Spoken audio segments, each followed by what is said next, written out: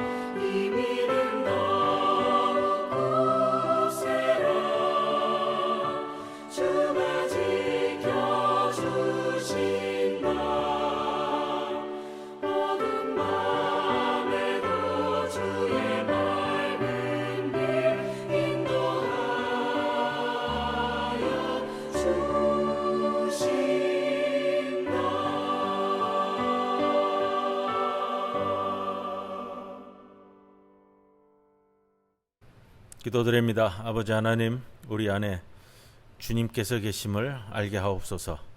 그로 인하여 우리에게 슬픔이 변하여 웃음이 되게 하시고, 절망이 변하여 소망이 되게 하시며, 미움이 변하여 믿음이 되고, 고통이 변하여 춤이 되게 하옵소서.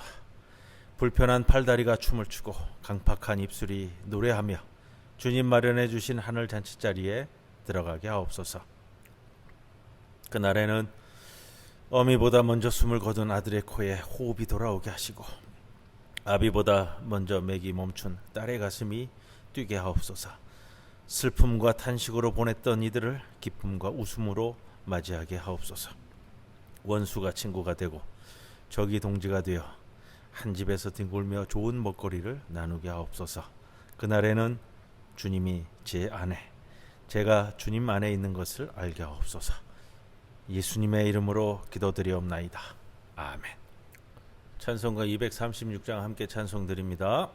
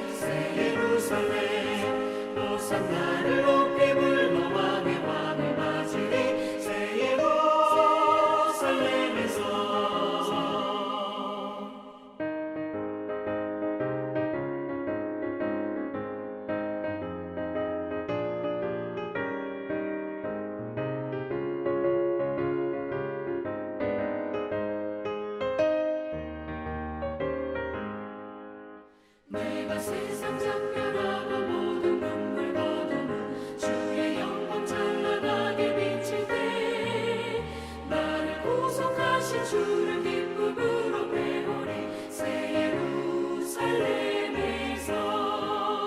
성도들이 함께 올 때 기뻐 노래하리라. 새 예루살렘 새 예루살렘 호산나를 높이 불러 왕의 왕을 맞으리.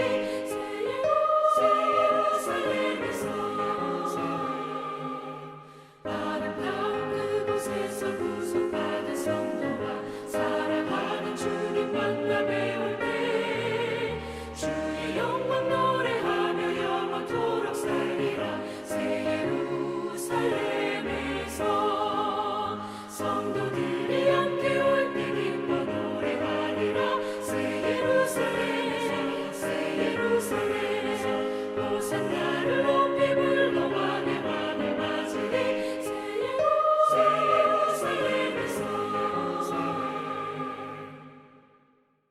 욥기 강의 15번째 시간 10장 함께 말씀 나누는데요. 봉독은 10절까지 1절에서 10절까지 봉독하고 말씀 함께 나눕니다. 내 영혼이 살기에 곤비하니 내 불평을 토로하고 내 마음이 괴로운 대로 말하리라. 내가 하나님께 아뢰오리니 나를 정죄하지 마시옵고 무슨 까닭으로 나와 더불어 변론하시는지 내게 알게 하옵소서. 주께서 주의 손으로 지으신 것을 학대하시며 멸시하시고 악인의 꾀에 빛을 비추시기를 선히 여기시나이까. 주께도 육신의 눈이 있나이까. 주께서 사람처럼 보시나이까. 주의 날이 어찌 사람의 날과 같으며 주의 해가 어찌 인생의 해와 같기로 나의 허물을 찾으시며 나의 죄를 들추어 내시나이까.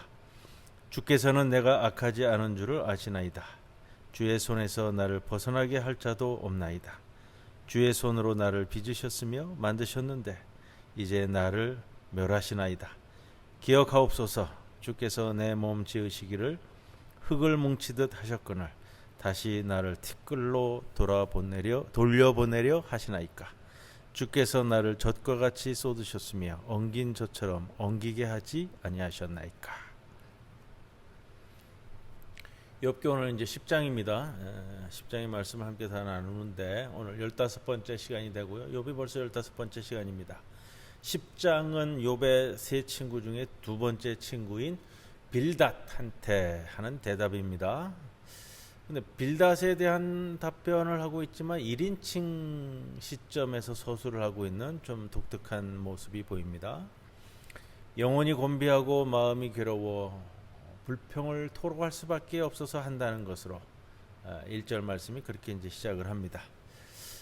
울부짖는 거예요. 자신의 삶이 너무 괴로우니까. 9장에 이어서 빌닷에 대한 대답인데 욥이 하나님께 간청을 합니다. 하나님이 우주를 창조하시고 만물을 돌보시는 섭리가 있습니다. 원칙이 있어요. 질서가 있습니다. 근데 자기를 이렇게 자기를 앞에 내세워서 내 자식들을 다 죽이고 재산을 다 빼앗고 또 건강을 해쳐서 죽어가게 만든 이 상태로 내모는 것이 당신이 만드신 섭리를 스스로 파괴하는 것이다. 이런 논리로 이제 진행이 되는 겁니다. 근데 그런 논리가 이제 마치 법정에 서서 하나님과 대화하는 거예요. 법정에서 이제 하나님과 논박하는 겁니다. 지난주 수요일 날 이제 그런 말씀을 드렸어요. 예. 법정에서 하나님과 치열한 논박을 하면서 내가 왜 이렇게 고통당해야 하는가 하는 것을 묻는 겁니다. 여러분, 믿음이라는 것은 이런 거예요. 지금 욥이 전형적으로 보여지는 모습처럼 자신이 가진 생각으로, 자신의 생각으로 하나님과 대화하는 거예요. 그 해답을 얻을 때까지. 무조건 뭐 뜻을 주실 때까지 기다리는 게 아니고요. 내가 가진 생각과 내 뜻과 내 의지를 대고서 하나님과 함께 대화하는 거예요. 그러면서 이제 깎아가면서 하나님께서 주시는 그 해답을 얻을 때까지 가는 것. 그게 믿음입니다. 욥을 보면서는 우리가 한 가지 명확하게 좀 기억하셔야 될 것은 그겁니다. 그냥 뭐 무작정 앉아가지고 예 하는 것이 아니고요. 내 생각, 내 뜻, 내 의지 가지고 하나님과 부딪혀서 내가 뭐가 난 점이 있으면 이제 깎아가면서 하나님이 주시는 그 해답을 얻어가는 것. 그것이 이제 믿음의 길입니다. 10장을 보통 이제 욥이 토로하는 과정에 4가지로 요약을 한다고 하는데 이게 순차적으로 진행이 됩니다. 첫 번째는 1절에서 3절까지는 이런 거예요. 왜 저를 정죄하십니까? 이 4가지가 전부 다 이렇게 될 거예요. 왜 저를 이렇게 하십니까? 왜 저를 정죄합니까? 그래서 1절이 좀 신기해요. 욥기에 등장하는 핵심 단어가 다 등장합니다. 1절에 내 영혼이. 근데 영혼이라는 것은 네페시라는 단어를 썼어요. 제가 욥기 강해를 하면서 14번째까지 오면서 이 네페시에 대한 단어를 많이 설명을 좀 드렸는데 나의 네페시가 살기에 곤비하니. 그래서 이게 문장 구조상으로는 네페시를 좀 이렇게 별도의 것으로 상정을 하고 욥이 말을 시작을 합니다. 네페시는 육신과 정신과 영혼 하나로 된 것을 네페시라고 얘기해야 되는 게 맞아요. 인간은 뭐 영혼과 육체로 구성되어 있다. 이분법적으로 나누는 것은 나중에 이제 신약 시대에 와가지고 헬라 철학의 영향으로 우리가 이제 거기에 너무 젖어 있으면은 그냥 구약 성경에서는 영혼과 정신과 육신이 그냥 하나예요, 하나. 이게 이제 구약적 사고 방식이고 히브리적 사고 방식이고요. 영혼과 육체가 나눠지는 것으로 자꾸 표현하는 것은 이거 이제 신약 시대에 와서 헬라의 이분법적 사고 방식이 많이 침투된 모습이고요. 자, 구약 성경에서는 그래서 영혼과 육체가 정신이 하나로 취급된다라는 것을 알면서 이 네페시가 바로 그러한 표현으로 오늘 이야기가 되는 거고요. 내 네페시가 살기에 곤비하니 내 마음도 괴로운 대로 말하리라. 마음도 이 우리말 번역으로 그냥 마음이라고 했는데 원어에서는 그냥 여기도 네페시가 그냥 쓰고 있어요. 내 네페시가 괴로운 대로 말하리라. 하나님께서 창세기 2장에 등장하는 인간 창조에서 흙을 만드시고 흙으로 인간을 만드시고 인간의 코에 숨결을 불어 넣었더니 우리말 번역으로는 생명이 되었다 이렇게 됩니다. 원어로는 살아있는 네페시가 되었다 이렇게 표현되고요. 그때 네페시는 하나님의 영이 인간의 몸에 임재한 육신이 아니라요. 육신과 정신과 그 안에 숨겨져 있는, 뭐 쉬운 말로 하면은 하나님이 인간을 창조하시고 난 다음에 남아 있는 신의 지문이다, 이런 표현도 쓰더라고요, 학자들이. 자, 하나님의 숨결이 이때 된 거거든요. 하나님의 숨결이 어디서 만들어지느냐? 이제 뒤에 또 이제 태, 모태 이런 단어가 쓰이는데, 어머니가 자식을 낳을 때 자식 사랑 안에 이 하나님이 만드신 지물을 남겨놓았다. 아주 뭐 의미 있는 표현입니다. 이거를 신약 성서에서는 뭐라고 표현하느냐? 아가페라는, 사랑이라는 단어를 씁니다. 2절에 내가 하나님께 아뢰오리니, 반복해서 또 말씀을 드립니다.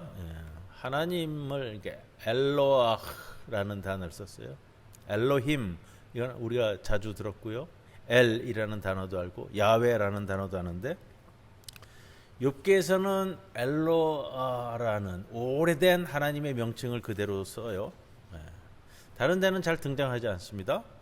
아주 오래된 하나님의 신명을 사용하는데, 욥기에서는 두 가지를 쓴다고 했죠. 엘로아하고 샤다이.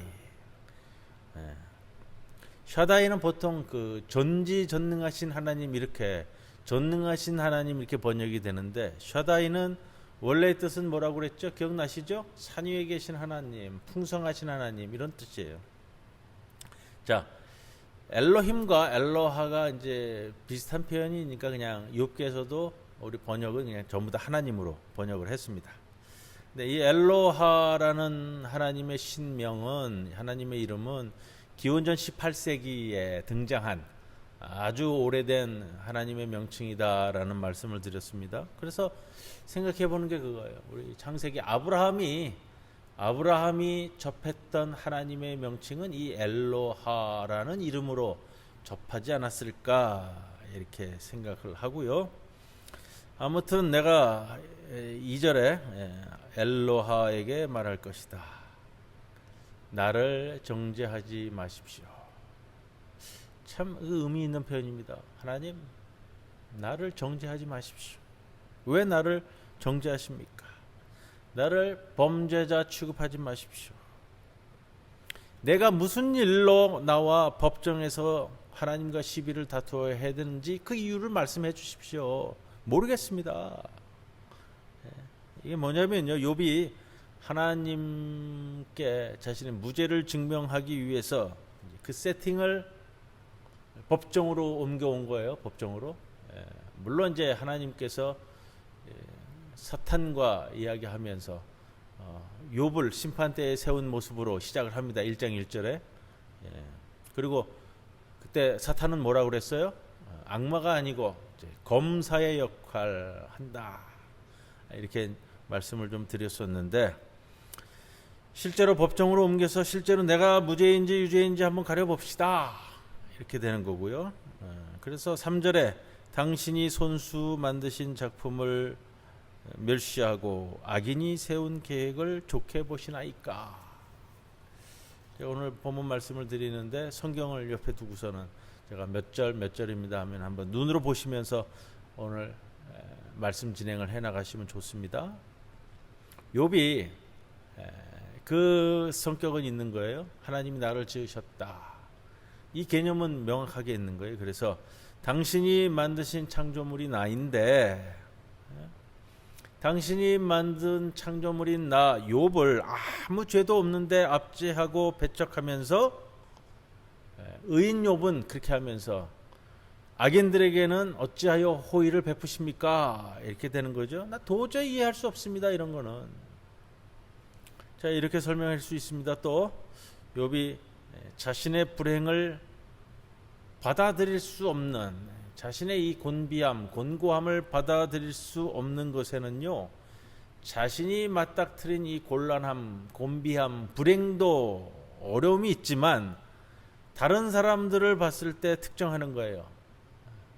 동방의 의인이라고 불리던 내가 왜 이러야 합니까? 하물며 저 악인들은 잘 먹고 잘 사는데 왜 나는 이 고통을 당해야 합니까? 이리저리 꾀부리고 권력에 아첨하고 속여서 이득을 취하는 자들은 다 잘 사는데 어째서 정직하고 의롭게 살고 하나님을 경외했던 내가 이런 일을 당합니까? 이렇게 가는 겁니다.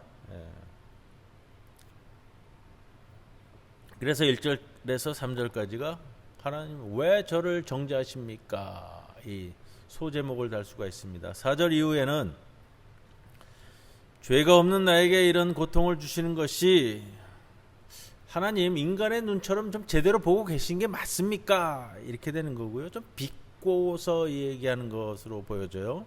제대로 보고 계시는 거 맞습니까? 당신께서 누리는 날은 무한대인데 인간이 누리는 날은 짧습니다. 당신은 무한대의 날을 지내시는데 짧은 인생을 사는 인간에게 이러셔야 되겠습니까? 5절에 당신이 누린 해가 인간의 해와 같습니까? 그래서 당신은 내 허물을 조사하시고 내 죄를 탐색하십니까? 골방에 들어가서 저 사람이 뭐 하고 있는지, 이거 하고 있는지 저거 하고 있는지 그렇게 살피고 뚫어져라 쳐다보십니까? 이런 거예요. 7절에 내가 죄가 없다는 것과 나를 빼내줄 사람이, 이런 상황에서 나를 빼내줄 사람이 없다는 것을 주께서 아시지 않습니까? 그래서 두 번째 소제목을 단다면 4절에서 7절은 왜 저를 지켜보십니까? 안 지켜보셔도 되잖아요. 왜 저를 그렇게 지켜보십니까? 1절에서 3절은 뭐라고 그랬습니까? 왜 저를 정죄하십니까? 두 번째는 왜 저를 지켜보십니까? 8절 이하에서 17절까지는요 이렇게 가요. 왜 저를 지으셨습니까? 소제목을 단다면 이렇게 갑니다.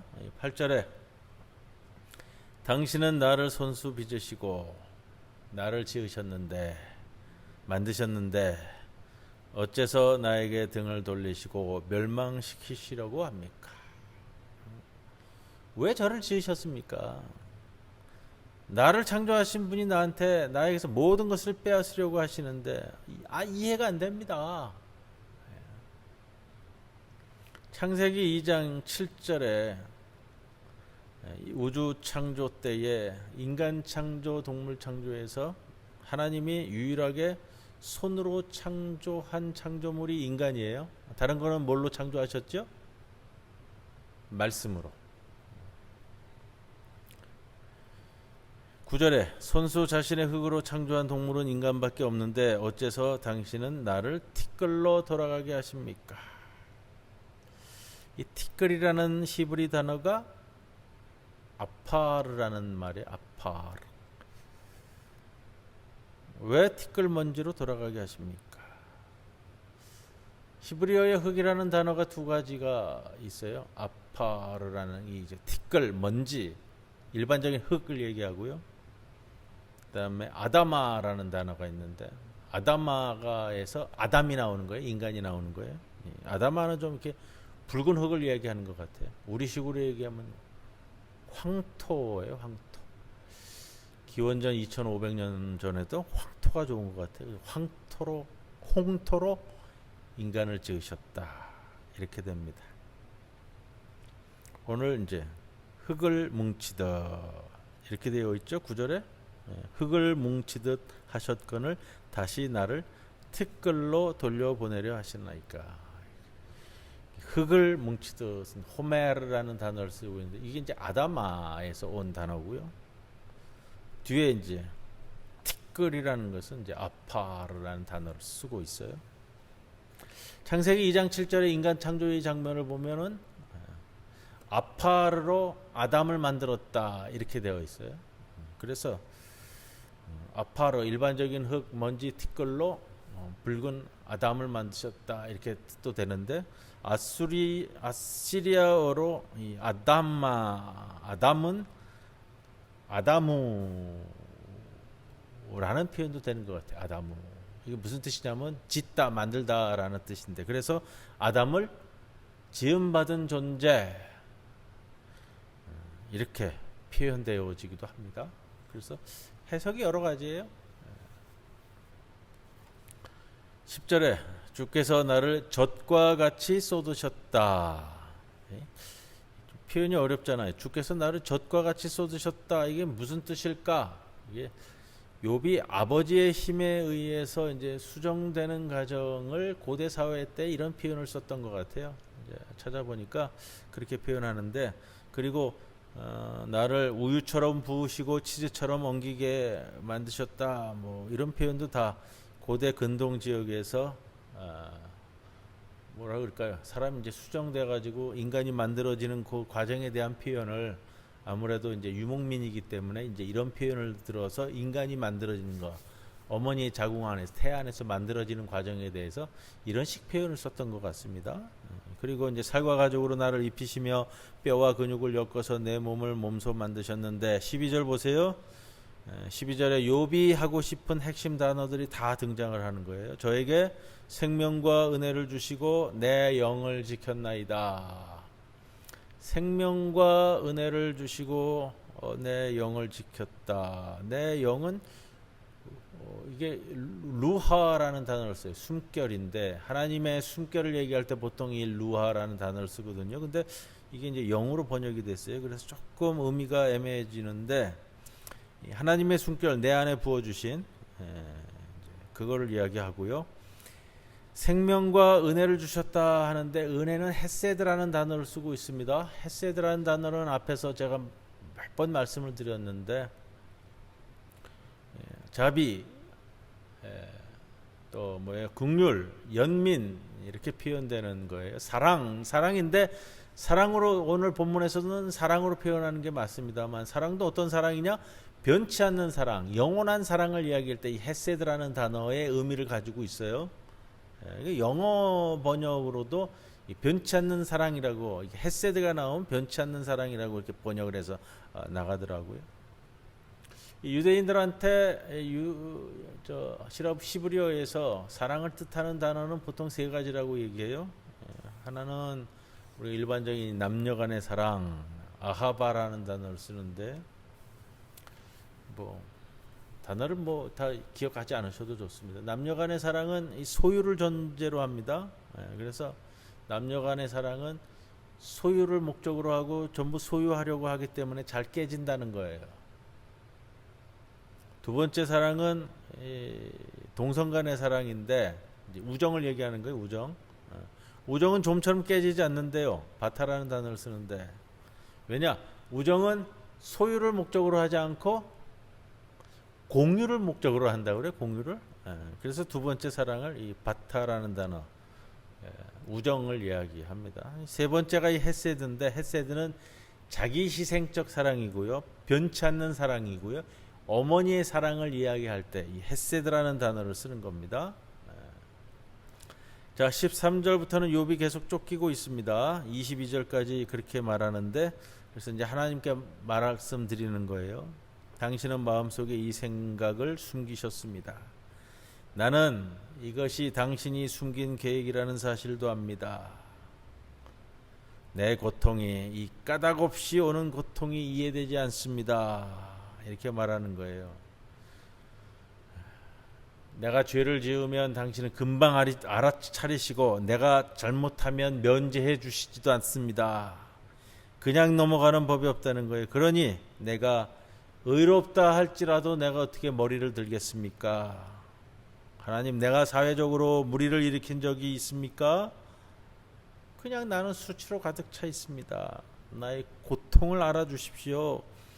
내가 왜 이런 고통을 당해야만 하는지, 내가 기고만장하면 당신은 나를 사자처럼 덮치시고 당신의 놀라운 힘으로 나를 찍어 누리시지 않습니까?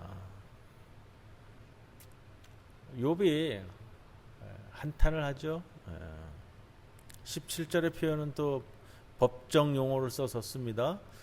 하나님께서는, 당신께서는 나에게 불리한 증언을 계속해서 자꾸 돌려가면서 등장시키신다.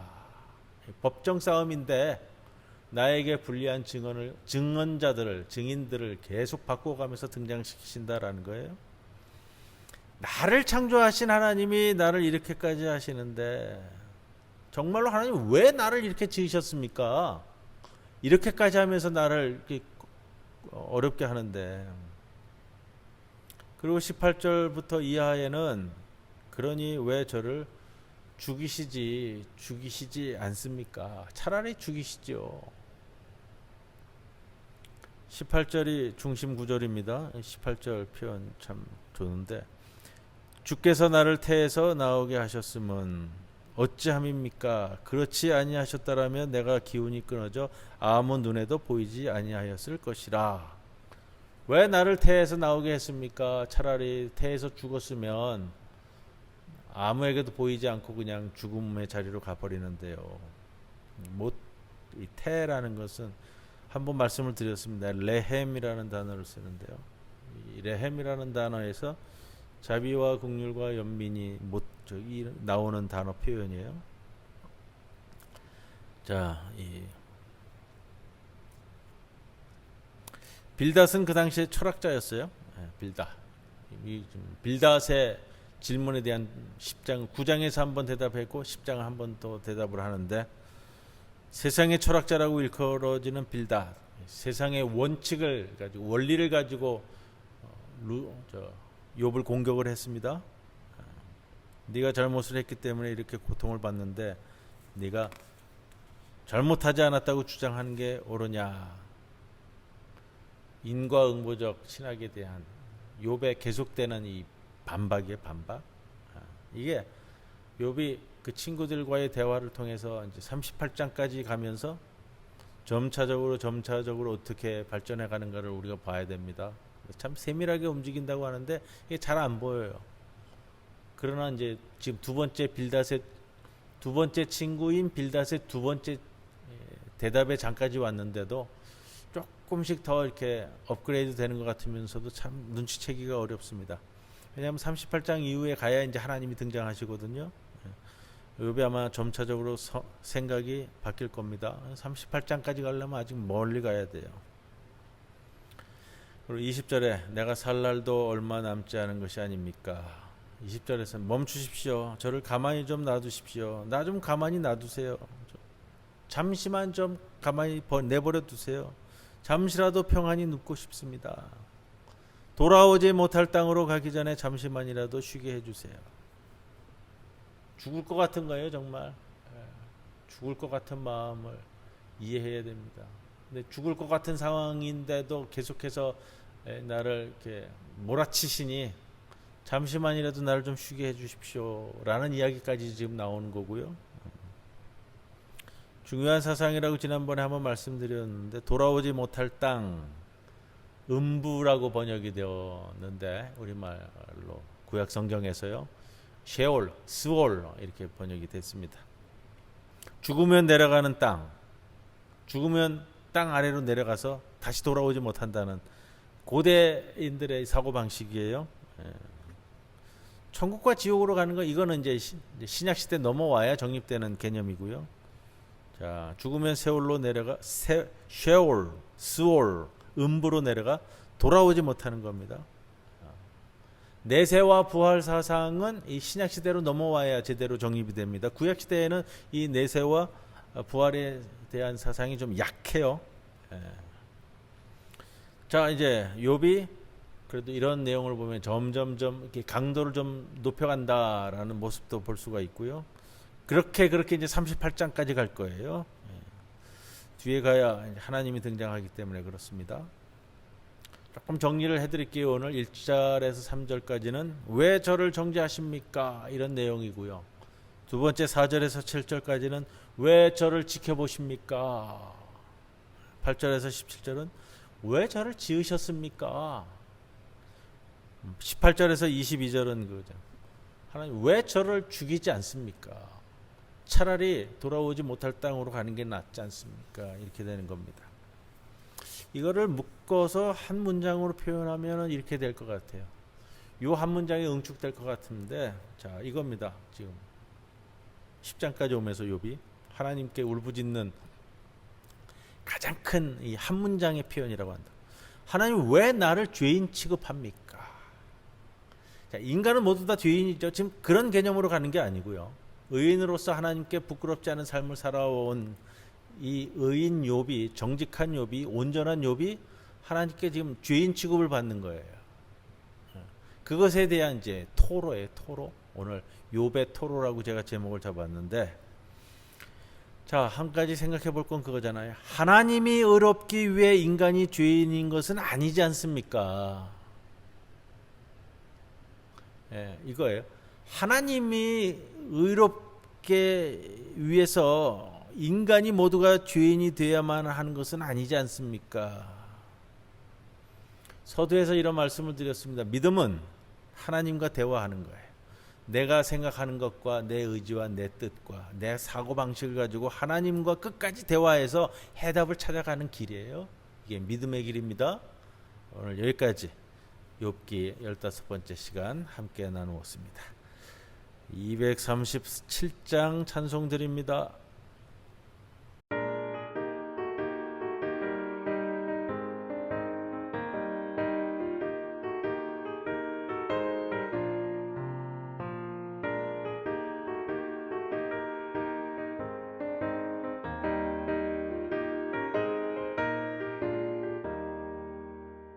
저 건너편과 건너게 아름다운 나라인데 있는 이만 그곳으로 가겠네. 황금문을 들어가서 주님 함께 살리로다. 너와 날 위해 황금종 울린다. 저 울리는 종소리와 천사들의 노래소리 영광 일세 할렐루야 기쁘다. 빛나는 저 강 건너편 아름답고 영원한 곳 너와 날 위해 황금종 울린다 울린다. 은빛 바다 저 너머로 우리 모두 건너가서 죄와 고통 모든 슬픔 잊겠네. 예수님의 사랑 속에 영원토록 살리로다. 너와 날 위해 황금종 울린다. 저 울리는 종소리와 천사들의 노래소리 영광 일세 할렐루야 기쁘다. 빛나는 저 강 건너편 아름답고 영원한 곳 너와 날 위해 황금종 울린다 울린다.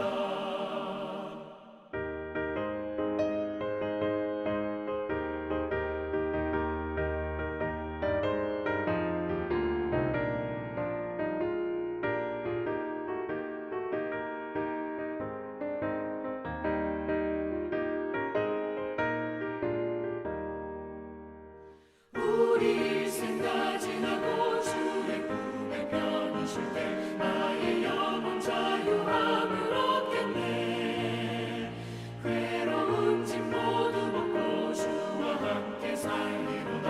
너와 날 위해 황금종 울린다 울린다. 저 울리는 종소리와 천사들의 노래소리 영광 일세 할렐루야 기쁘다. 빛나는 저 강 건너편 아름답고 영원한 곳 너와 날 위해 황금종 울린다 울린다. 주님 가르쳐 주신 기도문으로 함께 기도드립니다. 하늘에 계신 우리 아버지여, 이름이 거룩히 여김을 받으시오며 나라의 임하옵시며 뜻이 하늘에서 이루어진 것 같이 땅에서도 이루어지이다. 오늘 우리에게 일용할 양식을 주시옵고 우리가 우리에게 죄 지은 자를 사하여 준 것 같이 우리 죄를 사하여 주시옵고 우리를 시험에 들게 하지 마시옵고 다만 악에서 구하시옵소서. 나라와 권세와 영광이 아버지께 영원히 있사옵나이다. 아멘.